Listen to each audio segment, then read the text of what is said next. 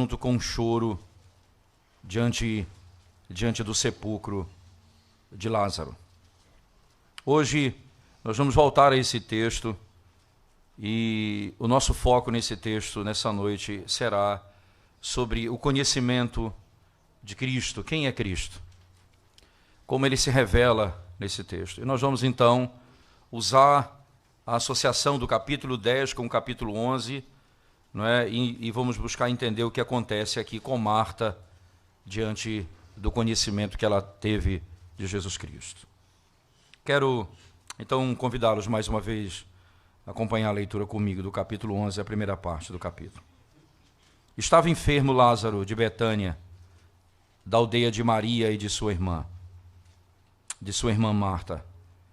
Esta Maria, cujo irmão Lázaro estava enfermo, era a mesma que ungiu com bálsamo o Senhor e lhe enxugou os pés com seus cabelos. Mandaram, pois, as irmãs de Lázaro dizer a Jesus: Senhor, está enfermo aquele a quem amas.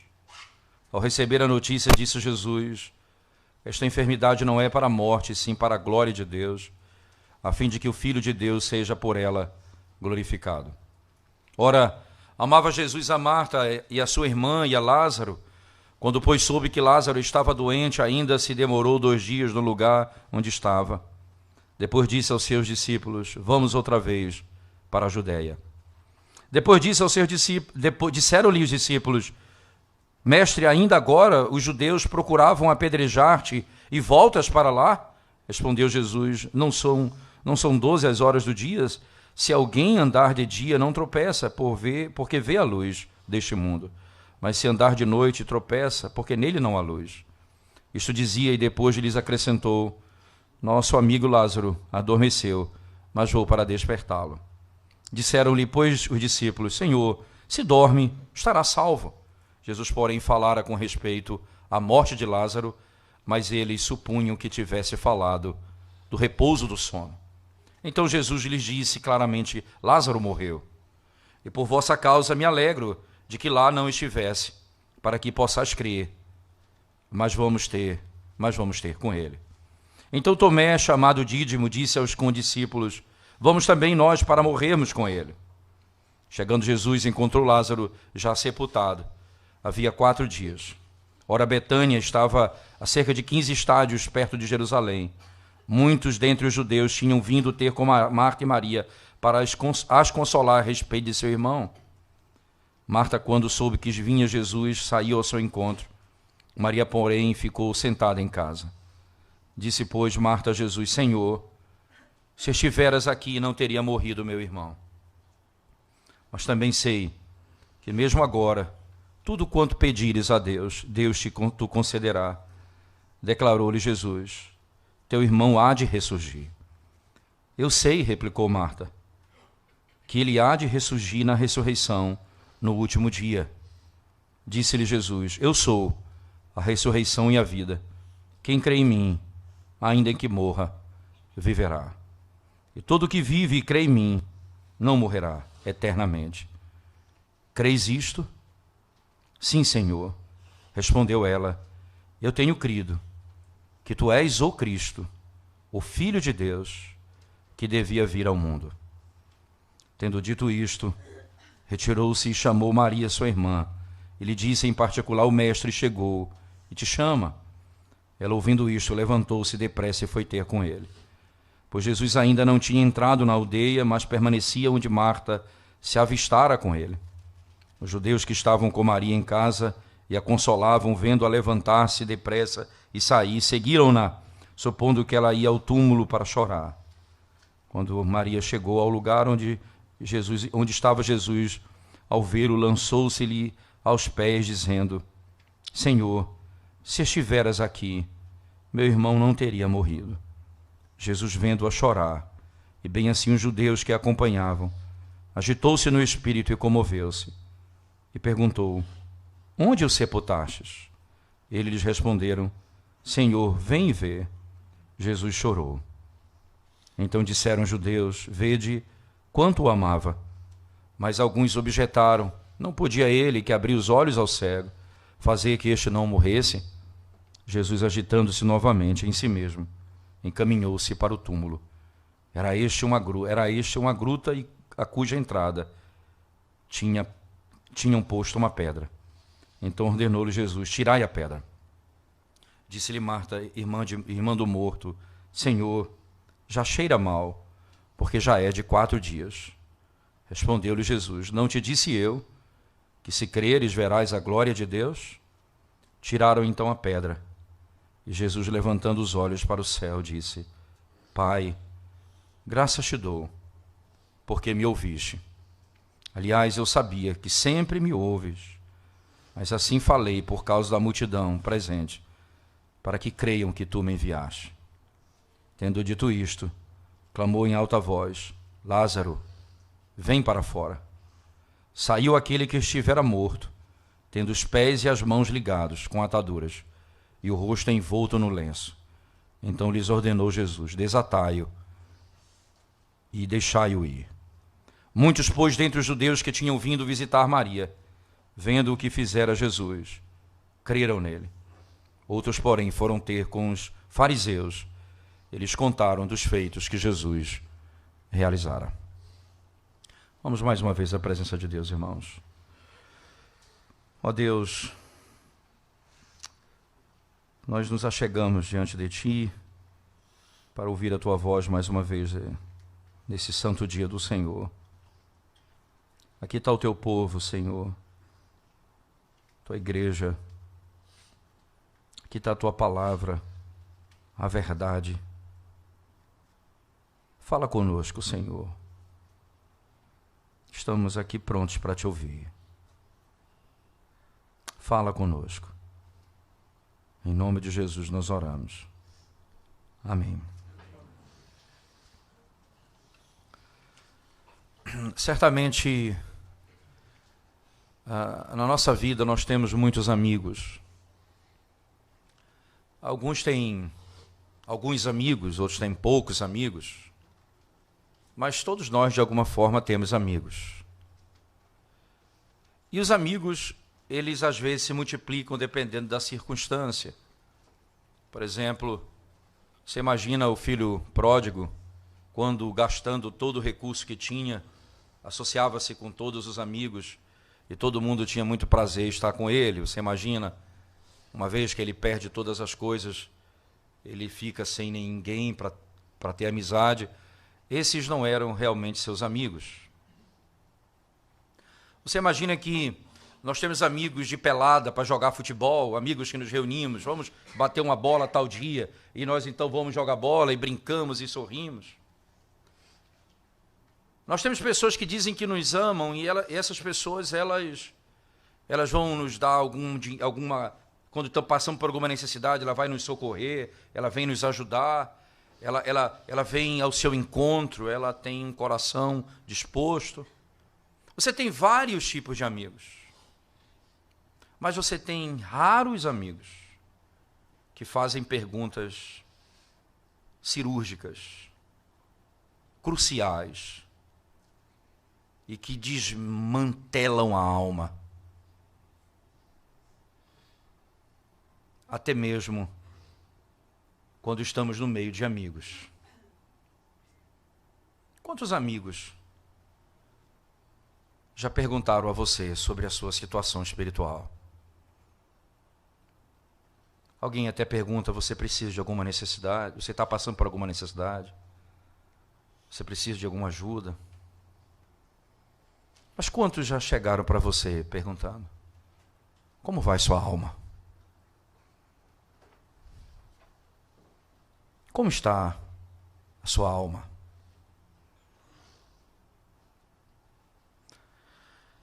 Por que é importante falarmos sobre isso, irmãos? Porque, comumente, nós vamos lidando com os nossos amigos, e principalmente como são irmãos em Cristo. E nós muitas vezes pensamos que nós estamos rumando ao céu, porque somos amigos de amigos que são crentes. Então nós vivemos muito bem e andamos todos muito bem e sempre estamos conversando juntos e saímos juntos e comumente isso mostra que nós somos o povo de Deus, não é? Mas as questões são sempre superficiais. Nós sempre tratamos de coisas superficiais, nós não penetramos a alma. E às vezes, não poucas vezes, posso garantir isso a você, o nosso rosto não fala o que está dentro do nosso coração. Como pastor, eu tenho aprendido a não me enganar com o sorriso das pessoas.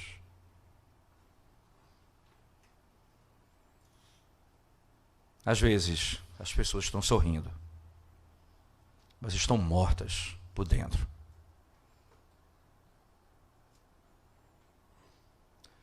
Interessante essa narrativa, porque Jesus Cristo é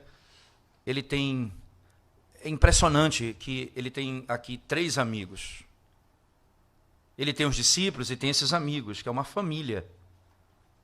Lázaro, Marta e Maria. O texto diz que ele os amava. Como falamos domingo passado, Senhor, o teu amigo Lázaro está enfermo. Aquele a quem tu ama está enfermo. O amor e a enfermidade não são incompatíveis, e ele passa 2 dias para ir até o seu encontro, mostrando que a demora de responder também não significa que ele não os ama. Ele ama mesmo na demora em responder. Ele não foi imediatamente, ele aguardou um tempo, porque ele seria mais glorificado na ressurreição do que na cura dele. Porque o que ele tinha para ensinar era muito mais profundo. Então entenda que Cristo está dizendo que ele vai curar aquele indivíduo, não. Ele está dizendo que vai ressuscitá-lo dentre os mortos. E ele então passa a se desvelar: quem sou eu? Quem é Cristo? E a narrativa, ela tem um texto que é clássico, quando ele, nas suas palavras, diz no verso 25, eu sou a ressurreição e a vida. Quem crê em mim, ainda que morra, viverá. Perceba que esse é um dos, pelo menos, 8 vezes no livro de João, em que ele usa o eu sou. Ele disse no capítulo 8, antes que Abraão existisse, eu sou. Mas ele disse também, eu sou a porta. Ele disse também, eu sou o bom pastor. Agora ele está dizendo, eu sou a ressurreição. Ele está se dando a conhecer. Ele está dizendo quem ele é. E está falando isso àquele a quem ele ama. Ele passa a dizer, eu queria que você voltasse comigo, por favor, no capítulo 10 de João.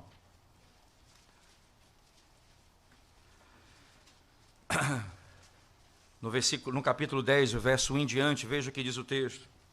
Em verdade vos digo, o que não entra pela porta no aprisco das ovelhas, mas sobe por outra parte, esse é ladrão e salteador. Aquele, porém, que entra pela porta, esse é o pastor das ovelhas. Para este o porteiro abre, as ovelhas ouvem a sua voz, ele chama pelo nome as suas próprias ovelhas e as conduz para fora. Depois de fazer sair todas as que lhe pertencem, vai adiante delas e elas o seguem porque lhe reconhecem a voz. Mas de modo nenhum seguirão o estranho, antes fugirão dele, porque não conhecem a voz dos estranhos. Verso 7, em verdade vos digo, eu sou a porta das ovelhas. Todos quantos vieram antes de mim são ladrões e salteadores. Eu sou a porta das ovelhas. Verso 10, verso 9 ainda, se alguém entrar por mim, será salvo, entrará e sairá e achará pastagem. Verso 11, eu sou o bom pastor dá vida pelas ovelhas. Verso 14, eu sou o bom pastor, conheço as minhas ovelhas e elas me conhecem a mim. Verso 15, assim como o Pai me conhece a mim, e eu conheço o Pai, e dou a minha vida pelas ovelhas. Ainda tenho outras ovelhas que não são deste aprisco. A mim me convém conduzi-las, elas ouvirão minha voz, então haverá um rebanho ao pastor. Por isso o Pai me ama, porque dou minha vida para reassumir. Ninguém a tira de mim, pelo contrário, eu espontaneamente a dou. Tenho autoridade para a entregar e também para reavê-la. Este mandato recebi de meu Pai. Esse mandato recebi de meu Pai. Perceba que o Senhor Jesus Cristo, de modo tão claro, ele diz: eu sou o bom pastor, eu sou a porta, as ovelhas vão passar por ela. Interessante que o Senhor Jesus Cristo, de modo muito claro, e eu quero que você volte comigo, por favor, venha comigo, não é? Para o versículo 30 e 31. Acompanhe comigo. Aquilo que meu Pai me deu é maior do que tudo, e da mão do Pai ninguém pode arrebatar. Eu e o Pai somos um. Você percebe que aqui ele está falando acerca da sua natureza, entenda. O numeral 1 aqui em grego, ele tá no neutro, como já falamos no tempo da exposição. O que significa isso? Ele não está usando aqui, ele não está ligando a um deles, dizendo ou pai ou filho. Ele está dizendo o pai e o filho são um, porque esse um associa-se aos dois. Então, eles são distintos, isso é, são pessoas distintas, mas eles são Deus. Ele é Deus, assim como o Pai é Deus. Eu e o Pai somos um. Não há como separar. Eles são pessoas distintas, mas são exatamente da mesma natureza. O Filho é Deus, o Pai é Deus. Então ele está dizendo, esse pastor de ovelhas é Deus. Mas alguém diz, bem, mas ele só é Deus. Mas ele não é apenas Deus, ele é também homem. Aí o capítulo 11 vem nos ensinar isso. Tanto Marta como Maria diz o seguinte: se o Senhor estivesse aqui, ele não teria morrido. Você não pode falar isso daquele que é onipresente. Ela está falando do aspecto dele ser homem. Porque o homem não pode estar em dois lugares ao mesmo tempo. E quando ele se torna homem, ele não pode estar em dois lugares ao mesmo tempo. E ela está falando a verdade. Ele não pode. Se o Senhor estivesse aqui, ele estava longe. E a narrativa deixa claro que ele estava há 2 dias. Ele demorou 2 dias para sair do lugar, depois de ouvir a informação da doença de Lázaro. O texto diz que ele chorou. O texto fala que o nosso Deus, interessante que ele tem sentimentos, mas ele não tem paixões, é interessante. A nossa confissão de fé, quando fala acerca do ser de Deus, ela descreve que o nosso Deus não tem paixões, mas ele tem sentimentos. Ele fala da natureza do Deus que vem resgatar o seu povo. Ele chora. Ele se compadece. Ele inclina os seus ouvidos. Ele é cheio de compaixão.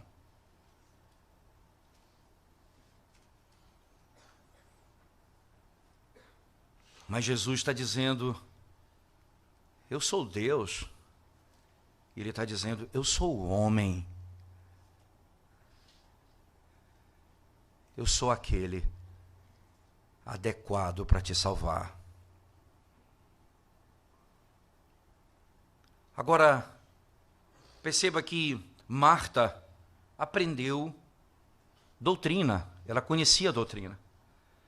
Entenda que quando Marta chega para falar com Cristo, então ela diz as mesmas coisas que Maria vai falar posteriormente, mas ela chega dizendo, talvez com um coração um pouco em dúvida, mas ela diz, Senhor, se o Senhor tivesse aqui, meu irmão não teria morrido. Ele não teria morrido. E Jesus diz, ele vai ressuscitar.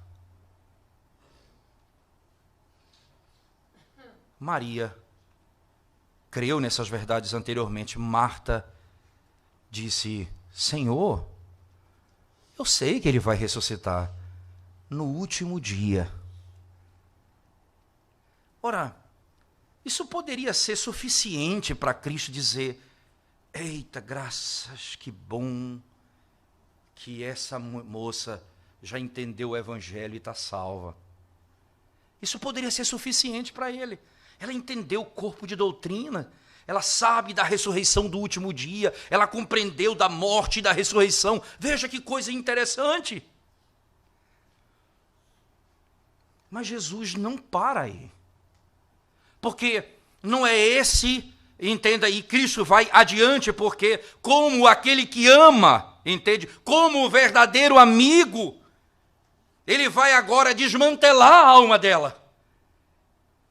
Porque o que acontece conosco, não poucas vezes, nós nos asseguramos da nossa salvação com base no conhecimento profundo de um corpo doutrinário.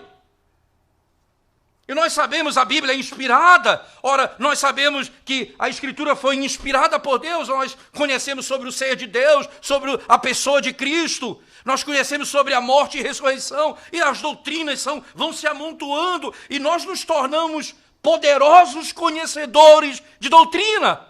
Então isso, quando começamos a conversar e falamos de termos e teologia, então as pessoas falam, gente, que homem de Deus, ele pode estar morto. Você não pode acreditar que simplesmente pela capacidade de compreender essas coisas, ele é crente. Porque senão Cristo não teria ido adiante com ela. Veja o que ele vai fazer na sequência do texto, por favor. Quando, na sequência, no verso 24, eu sei, replicou Marta, que ele há de ressurgir na ressurreição, no último dia. Que conhecimento! Disse-lhe Jesus, eu sou a ressurreição e a vida. Quem crê em mim, ainda que morra, viverá. E todo que vive e crê em mim, não morrerá eternamente. Creis isto?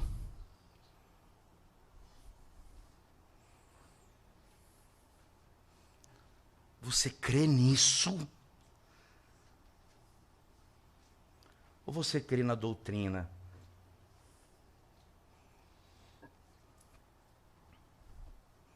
O que é que você crê?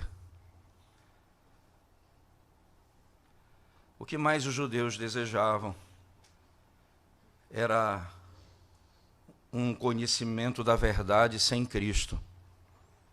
Nós vimos em pouco tempo, nos capítulos que antecedem esse capítulo 11,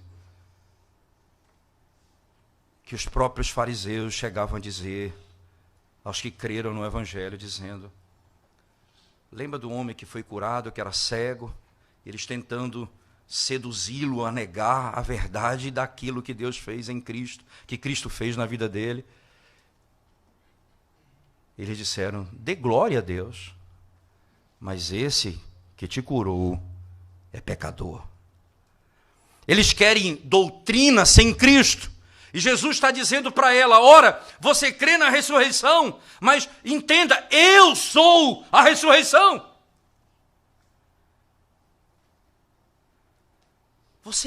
Se você não crê em mim, você não sabe o que é a ressurreição. Então você não vai conhecer sobre justificação pela fé. Eu sou a justificação. Você vai falar sobre santidade. Eu sou a santidade. Você fala sobre o que doutrina você quer falar. Jesus diz, eu sou. Se você crê em mim, todas essas coisas pertencem a vocês. Se você não crê em mim, você pode conhecer a doutrina da ressurreição dos mortos, mas você não viverá eternamente.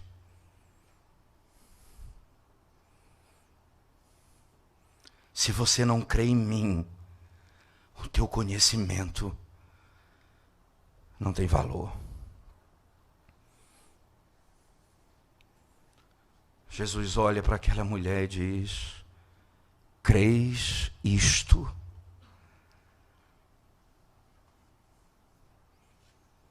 É nisso que você crê.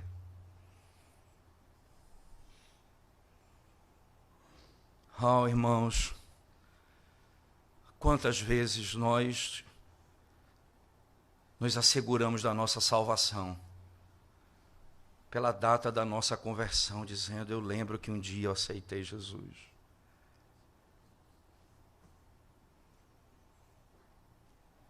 Nós nos esquecemos.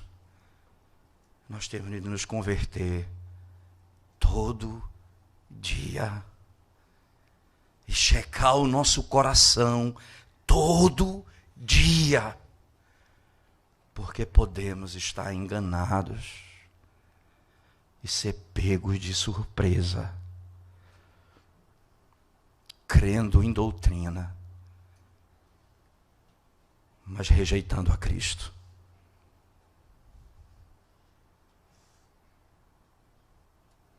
Eu sou a ressurreição e a vida. Se você não, você pode crer em todo esse corpo doutrinário. Se você não crê em mim, você não tem a vida.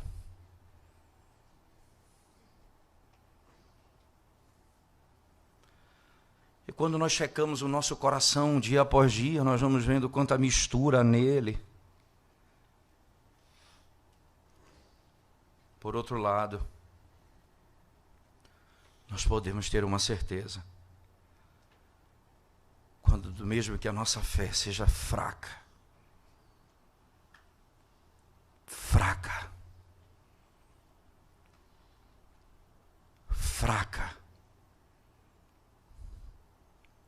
se ela estiver em Cristo,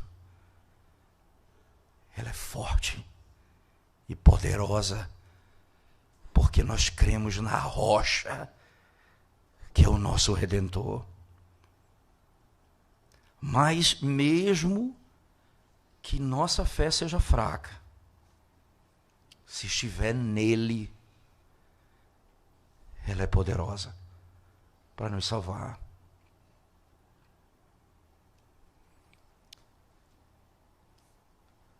Nas nossas conversas, às vezes, nós perguntamos uns aos outros: qual a tua visão escatológica? Você crê nisso, crê naquilo? Mas os verdadeiros amigos vão perguntar: você crê nisso? Você confia somente em Cristo? Você depende só dele?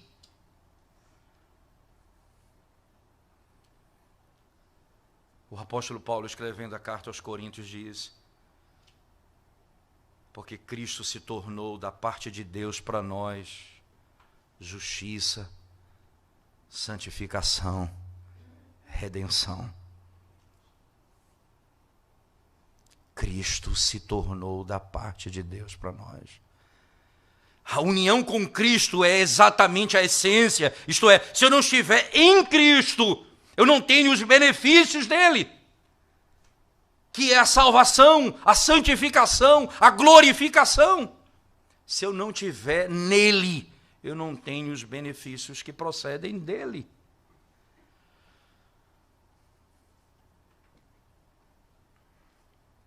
E é esse o entendimento. Agora veja as palavras de Marta, depois de Cristo: crês isto, Marta? Ela diz: sim, Senhor. Respondeu ela: eu creio. Eu tenho crido que tu és o ungido de Deus, o Cristo, o ungido, o profeta, o sacerdote, o rei. Eu tenho crido que tu és o ungido de Deus. Mas veja mais, não apenas que tu és o Cristo, mas que tu és o Filho de Deus, que devia vir ao mundo. Eu creio que tu és perfeito homem e perfeito Deus, e que havia uma promessa que o Senhor viria. Eu creio, Senhor.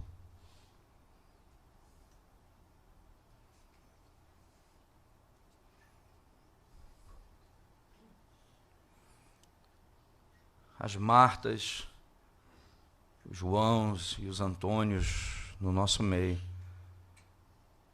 precisam responder essa pergunta hoje. Jesus está dizendo a você, por mais que você conheça todas as doutrinas, Ele diz: eu sou a ressurreição e a vida. Quem crê em mim, ainda que morra, viverá. Não morrerá eternamente.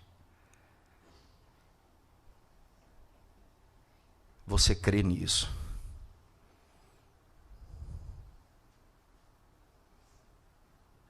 É nele que está a tua esperança.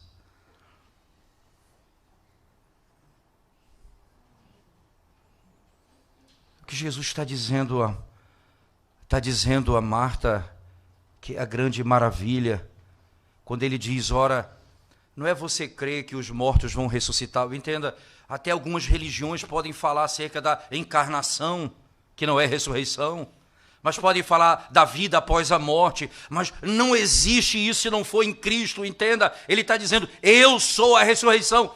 E se você não vai conhecer a redenção se você não crê no meu nome. Nenhum outro conhecimento vai te redimir. Mas o que significa Cristo dizer: eu sou a ressurreição? Ele está nos ensinando de modo claro e dizendo a Marta e àqueles que estão ao redor dela: a vida começa com a morte. A vida começa com a morte. Quando nós ressuscitamos, nós morremos para as coisas desse mundo.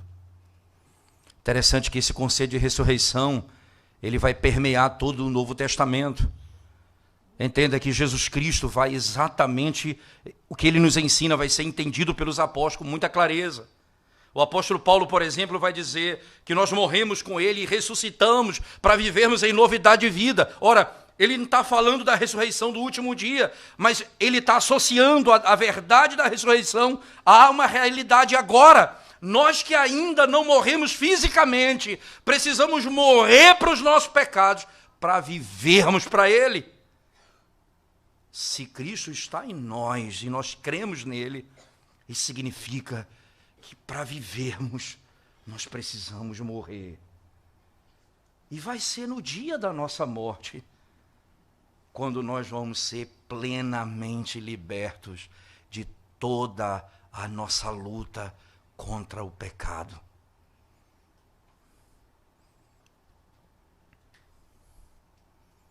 Ora, Cristo está dizendo para Marta e dizendo a cada um de nós que Ele é a ressurreição. Quando você crê nele, você tem a vida, logo você morre para você mesmo. Você não vive mais para você, você vive para Ele. Já não sou eu quem vivo, mas Cristo vive em mim. E entenda que o que Cristo faz é espetacular. E João, irmãos, ele usa uma categoria de análise muito interessante.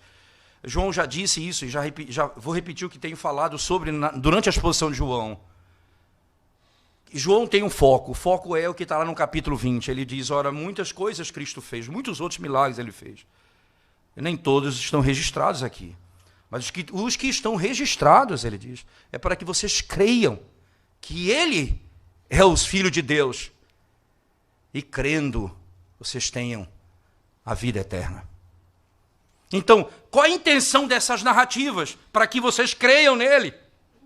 Por isso, então, o que ele passa a dizer tem esse sentido. Ora, nós não precisamos, ele não mostra várias ressurreições, ele mostra um coxo andando, ele mostra um cego vendo, e mostra agora um morto de 4 dias ressuscitando. E isso para mostrar que ele é aquele que vai tirar o homem da morte, porque ele é a ressurreição e a vida.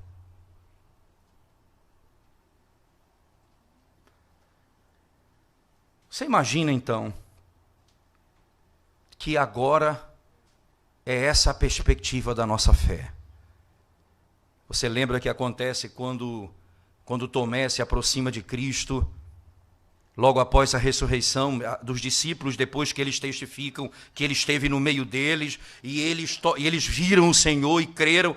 Tomé disse: se eu não tocar, eu não creio, se eu não pegar, eu não creio. Então Cristo se apresenta a eles mais uma vez, e Tomé toca em Cristo por ordem do próprio Cristo, e ele então se prostra diante de Cristo e diz: meu Senhor e meu Deus.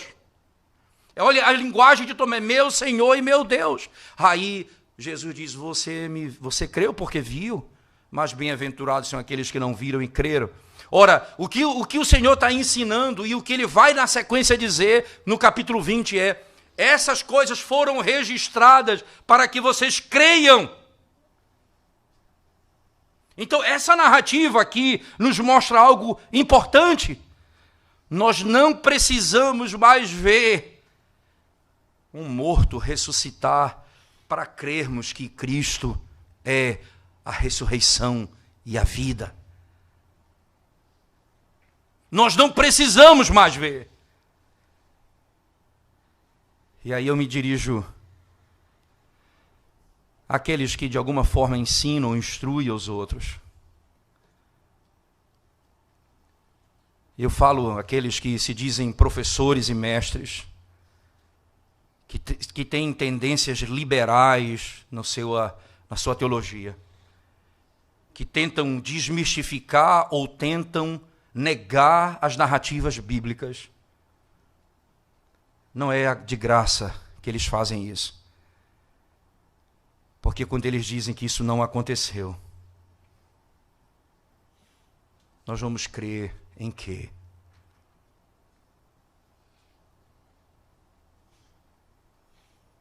Isso foi registrado para que vocês creiam. A ressurreição de Lázaro foi registrada com o objetivo de que possamos crer no seu nome. Jesus disse: não é para a morte que ele está doente, é para que o Filho de Deus seja glorificado. Logo, se é negada essa obra, nós deixamos de glorificar o Filho de Deus. Como nós podemos ter apego a erros doutrinários que negam as Escrituras como palavra infalível de Deus?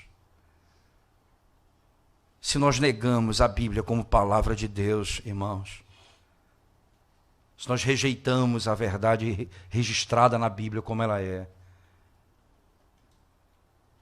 certamente nós não poderemos proclamar esse Evangelho com a clareza como o texto também nos mostra. Sim, Lázaro ressuscitou dentre os mortos, para que ficasse claro, assim como o cego passou a enxergar, assim como Cristo disse no Evangelho de Mateus, quando aquele homem desce pelo teto, e Cristo olha para ele no chão e diz: os teus pecados estão perdoados. Então aqueles homens se levantam contra Cristo dizendo: ora, Senhor, tu te fazes Deus, só Deus pode perdoar pecado. Jesus diz: então, o que é mais fácil dizer: estão perdoados os teus pecados, ou levanta-te e anda? É óbvio que dizer os teus pecados estão perdoados é mais fácil, você não tem como checar. Mas Jesus diz, para que vocês saibam que o Filho do Homem tem poder para perdoar pecado, levanta-te e anda. Jesus ressuscita Lázaro, então, como um sinal claro para aqueles que estão ali, que eles ressuscitarão no último dia, porque creem no seu nome, não porque eles creem na doutrina da ressurreição. Eles ressuscitarão no último dia porque creem no seu nome. Porque ele é a verdade. E nós não precisamos de nenhuma outra verdade a não ser essa. Eu sou a ressurreição e a vida. Quem crê em mim, ainda que morra, viverá. E todo que vive e crê em mim, não morrerá eternamente. Ressuscitará no último dia. E aí a pergunta: creis isto? Creis isto? A construção de João é: Ele é Deus. Ele é homem perfeito. Nesse que se revelou, nele nós cremos. E quem crê no seu nome tem a vida eterna.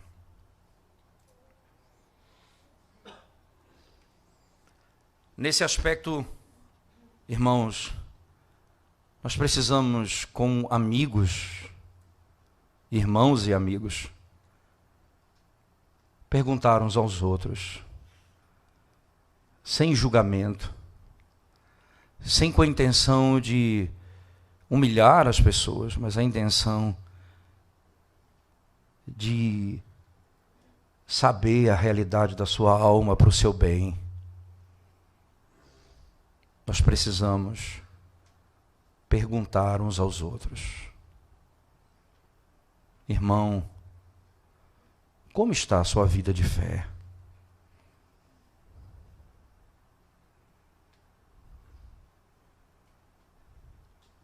O que você tem crido? Em quem você tem colocado a sua confiança?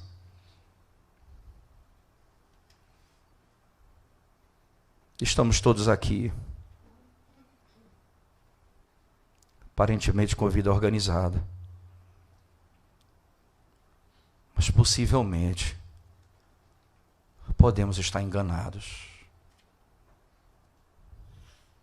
E essas perguntas podem salvar nossa alma.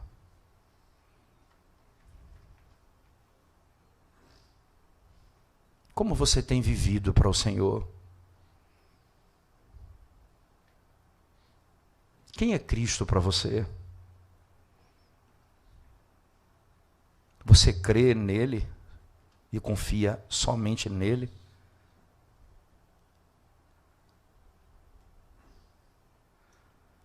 Quem é a tua esperança? Em quem você põe a tua esperança?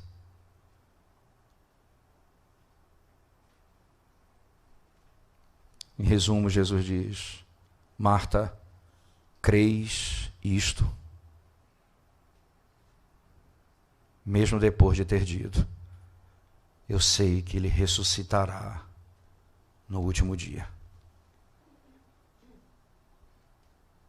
Eu sou a ressurreição.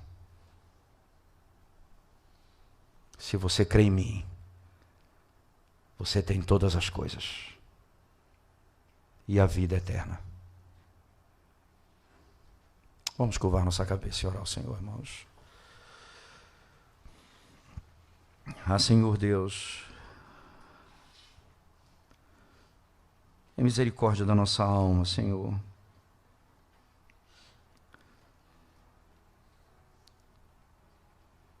Como cantaremos no Salmo, na sequência.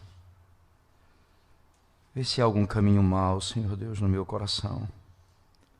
E guia-nos pelo caminho reto. Prescruta nossa alma, Senhor. Não nos deixa, Senhor, viver no engano. Abre os nossos olhos, Senhor. Como o Senhor abriu os olhos daquele cego.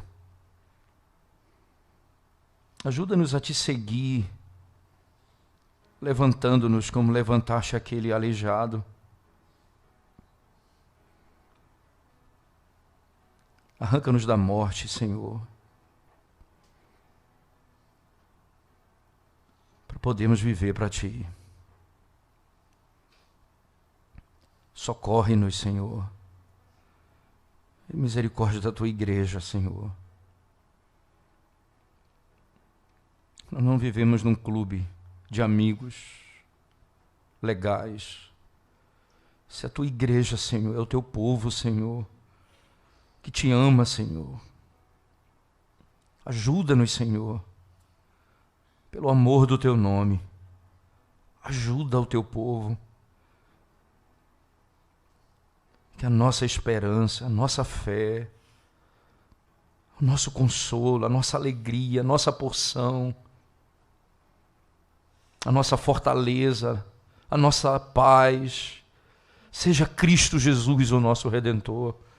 Nele, somente nele, tenhamos todas as coisas, Senhor. E todas as outras coisas se apaguem diante de Ti e diante dos nossos olhos, para vivermos para o Senhor todos os dias da nossa vida, mortos para o pecado e vivos para o Senhor.